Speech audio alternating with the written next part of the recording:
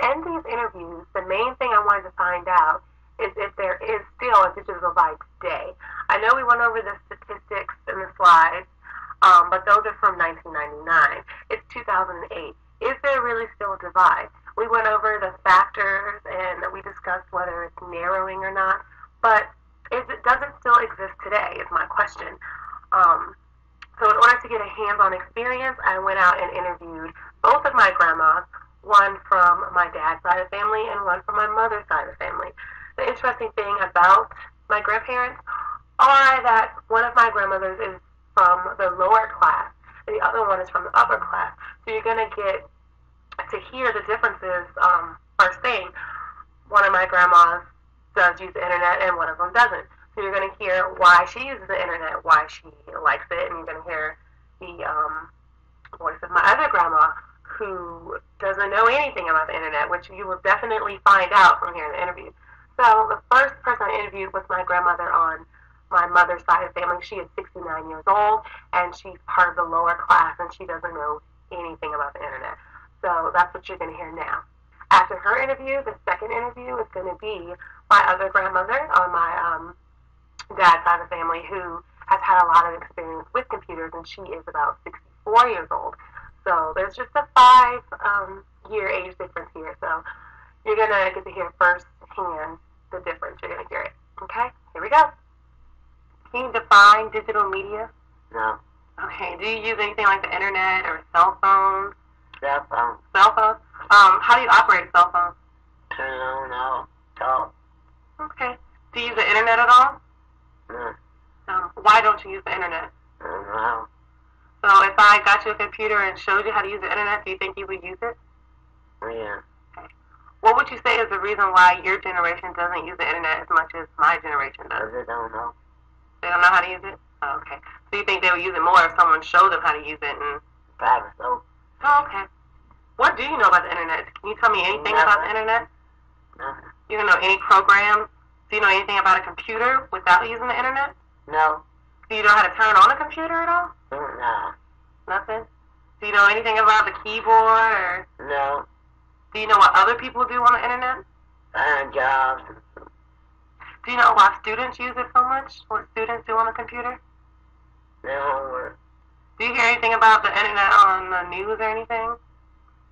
Yeah. MySpace and all that stuff. Oh, okay. What do you know about MySpace? I hear about it. Do you know anything about MySpace though? No? Or Facebook? No. No. Or Google? Do you know about Google? What is Google? You don't know what Google is? Google is a search engine. Like, say you wanted to look up something that you didn't know. No. You know anything about that? No. Oh, okay. Thank you, Grandma. Mm-hmm.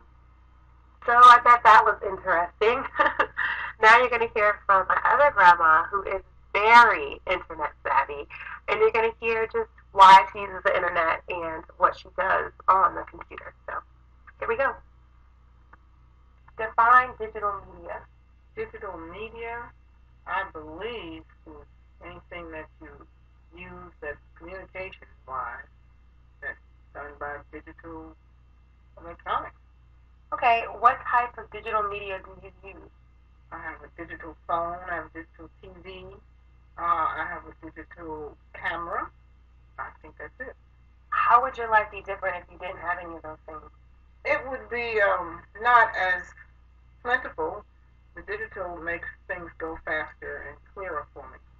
How do you feel digital media affects this generation? Oh, this generation probably wouldn't be able to do without it. They're used to everything being instant and clear and faster and faster and faster. Do you see digital media today as more of a strength or a weakness? Oh, it's definitely a strength because, as I said, you can get things faster and clearer. Do you see any weaknesses? Oh, you have to pay more for it. How do you feel about the internet?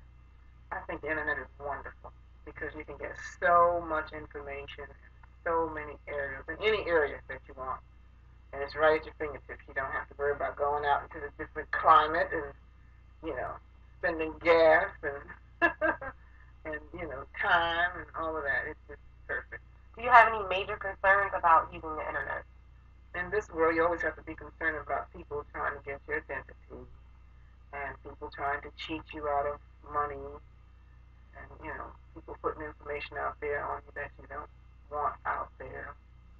So you have to be very careful with it. Why do you think the internet has such a huge impact on this generation? Because they were born into it. They went to school with it. It's not like in my age group or even my children's age group. That was something that people didn't even know about, except for very professional people that were, in the high echelon of the job market. Why do you think some of the older generations are more passive using the internet? They're just afraid to try something new, I think. Most business people of the old generation, I don't think have a problem with it. But as myself, I never had a problem with it. I'm always interested in getting to know something new. How do you see the internet 10 years from now? I can't imagine what it'll be 10 years from now. Everything's going so fast.